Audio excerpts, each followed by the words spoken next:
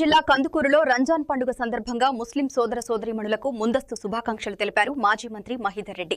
ముస్లిం ఐక్యవేదిక ఆధ్వర్యంలో పట్టణంలోని పెద్ద మసీదులో నిర్వహించిన ఇఫ్తార్ విందులో ఆయన ముఖ్య అతిథిగా పాల్గొన్నారు.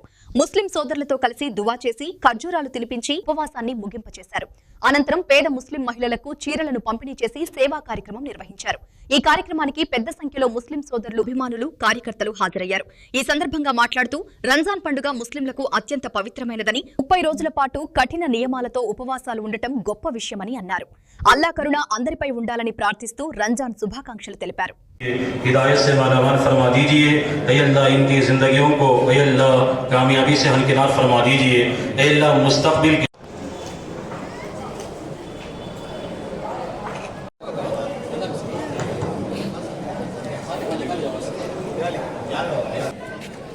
ముస్లిం సోదరులందరూ కూడా ఈరోజు ఈ పెద్ద మసీద్ దగ్గర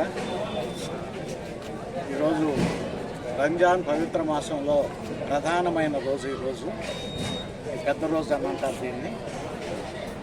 ఈ సందర్భంగా ఇక్కడికి వచ్చిన ముస్లిం సోదరులకి, ఇతర మసీదుల్లో ప్రార్థనలు జరుపుతున్న సోదరులకి, వివిధ కారణాలతోటి కార్యక్రమాన్ని చేసుకోలేకపోతున్న సోదరులకి, సోదరీమణులకి అందరికీ కూడా ఈ పవిత్ర రంజాన్ మాస శుభాకాంక్షల్ని తెలియజేసుకుంటున్నాం. రంజాన్ మాసంలో ఎంత నిక్కచ్చిగా